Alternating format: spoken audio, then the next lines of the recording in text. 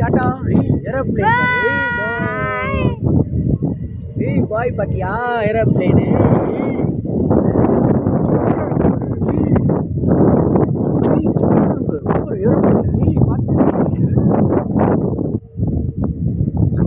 அங்க தெரியுது பாரு எங்க தெரியுது அங்க பாரு இது தூங்க மூச்சு தேவைப்படுற அங்க பாரு அங்க பாருல